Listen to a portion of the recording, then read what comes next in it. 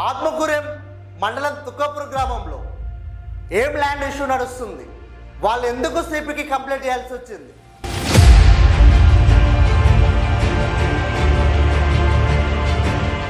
అసలు ఆ కేసులో ఇన్వాల్వ్మెంట్ అయిన కాంగ్రెస్ బడా నేత ఎవరు? టాప్ మినిస్టర్కు ఎక్స్క్యూజ్గా ఆ ఇష్యూ ఎందుకు వచ్చింది?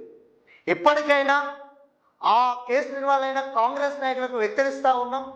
ఎప్పటికైనా మీ ఎవరి శైలిని మార్చుకోండి.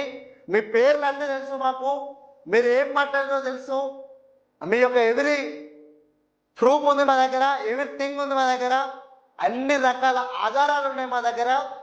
బాధితులు బాధింపబడటంతో చెప్పి బాధింపబడతారు, వాళ్ళు తిరగబడితే మీరు ఉండలేదని చెప్తా ఉన్నా. వాళ్ళు పైసలు 20 లక్షలు కావాలి. కాంగ్రెస్ పార్టీకి స్థానిక శాసనసభ్యులకి మీరు చెడ్డ పేరు తెచ్చే విధంగా మీ ఎవరి శైలి ఉంది, ఇప్పటికైనా మార్చుకోండి. మీ పేర్లు అన్నీ తెలుసు మాకు. అందరికీ నమస్కారం. మా టాప్ మినిస్టర్కి ఒక ల్యాండ్ ఇష్యూ వచ్చింది. ఎక్స్క్లూజివ్గా ఆ ల్యాండ్ కేసులో, ఆ ల్యాండ్ ఇష్యూలో కాంగ్రెస్ సంబంధించిన బడా నాయకులు ఉన్నట్టు తెలుస్తూ ఉంది. ప్రస్తుతం మరి అసలు ఏం జరిగిందో చూసే ప్రయత్నం చేద్దాం. మొదటిగా ఒకసారి చూసే ప్రయత్నం చేస్తే అది ఆత్మకూరెం మండలం సంబంధించిన ల్యాండ్ ఇష్యూ. తుక్కపురం గ్రామం,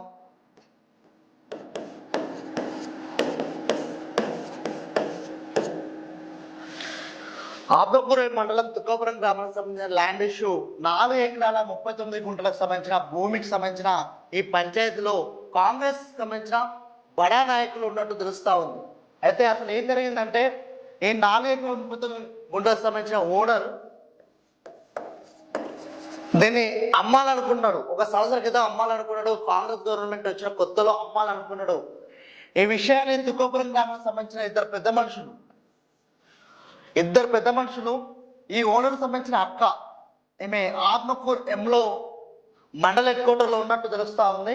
ఈమె దగ్గరికి వెళ్ళి, మీ తమ్ముడు మీ నాన్న సంపాదించిన భూమి అమ్ముకుంటుండు, అందులో నీకు పాలిభాగం వస్తుంది, నువ్వు పంచాయి పెట్టు అని చెప్పారు. మేము 2 ఆడపిల్లలు ఉన్నారు నీకు, వాళ్ళ పెళ్ళిళ్ళకో దేనికో పనికొస్తుంది అని చెప్పారు. ఆ సమయంలో ఏమి భూమి అమ్ముతున్నాను తెలిసా తమ్ముని దగ్గర పోయి అడిగితే తను లేదు, ఇప్పుడు నేను ఇవ్వలేను అని చెప్పింది. ఆ వెంటనే పెద్ద మనుషులు ఏం చేసారు, దీనిపైన కేసు అయ్యి నీకు సపోర్ట్ చేస్తాం మేము అని చెప్పారు. ఆమె మరి మా వల్ల కాదు, కేసు వేయడానికి ఆర్థిక పరంగా మాకు డబ్బులు లేవు, మేము కూలీ చేసుకుంటున్న బతికేటోళ్ళం అని చెప్పినప్పుడు ఈ ఇద్దరు పెద్ద మనుషులు కలిసి కాంగ్రెస్ బడా నాయకుడైన ఈరోజు మండల స్థాయి నాయకుడు, ఆత్మకూరు మండలానికి సంబంధం లేని కాంగ్రెస్ బడా నాయకుడు దగ్గరకు తీసుకుపోయారు.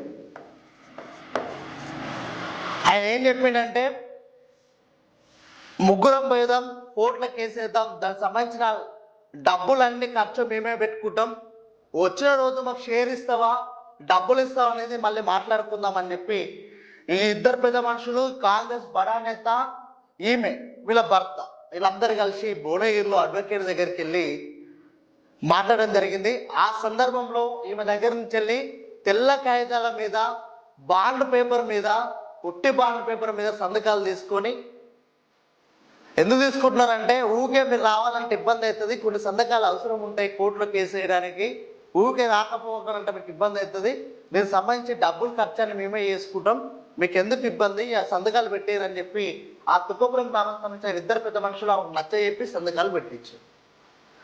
ఇదంతా జరుగుతున్న 1 సంవత్సరం నుంచి వెళ్ళి కొత్తగా అన్న, ఆ అక్క మరియు ఆ తమ్ముడు ఫ్యామిలీ సెటిల్ చేసుకున్నారు, ఇంట్లో మాట్లాడుకున్నారు. ఆ తమ్ముడు వాళ్ళ అక్కది కాలు మొక్కిండో ఇల్లు మొక్కిండో ఏం చేసిండో ఇంట్లో మాట్లాడుకొని సెటిల్ అయిన తర్వాత వాళ్ళిద్దరు ఒక్కటైనారు. ఇప్పుడు ఈ ముగ్గురు కలిసి ఏం చేస్తున్నారంటే, మాకు 25 లక్షల రూపాయలన్నీ ఇవ్వాలి, లేకుంటే ఎస్సీ ఎస్టీ అట్రాసిటీ కేసు పెడతాం మేము మీద, మాకు కాగితాలు రాసిచ్చినారు, 25 లక్షల రూపాయలు అప్పు ఉన్నట్టు రాసిచ్చినారు, ఇవ్వకుంటే మేము అట్రాసిటీ కేసులు పెడతామని భయభ్రాంతులకు గురి చేస్తూ ఉన్నారు. వీళ్ళు మొన్ననే రీసెంట్గా రాచకొండ సిపి దగ్గర పోయి కూడా పోలీస్ శాఖకు కంప్లైంట్ చేయడం జరిగింది. ఆ పంచాయతీ ఇంకా ఆత్మకూరెం పోలీస్ స్టేషన్ నందు పెద్ద మనుషుల సమక్షంలో జరుగుతూ ఉంది.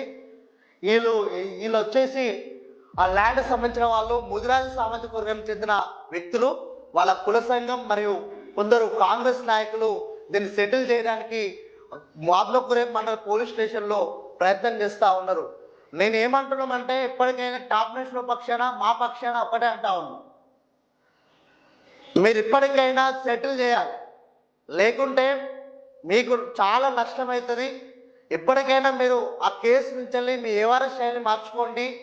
ఆ కేసు విషయంలో మీ వ్యవహార శైలిని మార్చుకొని వాళ్ళకి న్యాయం చేకూర్చేటట్టు చేయండి, వాళ్ళని ఇబ్బంది గురిపెట్టకండి. ఇదే సమయంలో స్థానిక శాసనసభ్యులు ఐలయ్య గారిని కూడా ఒకటే కొడతా ఉన్నాం, అలాంటి వ్యక్తులను ఉంటే వెంటనే తప్పించండి, పార్టీ నుంచి తప్పించండి, ఏదైనా పదవులు ఉంటే కూడా తొలగించండి. దయచేసి ఇలాంటి వాళ్ళ వల్లనే పార్టీకి చెడ్డ పేరు, మీకు చెడ్డ పేరు వస్తుంది. దయచేసి దీన్ని గమనించాలని కోరుతా ఉన్నాం. దీనిపైన పోలీస్ శాఖ వారు కూడా వెంటనే చర్యలు తీసుకోవాలని కోరుతా ఉన్నాం.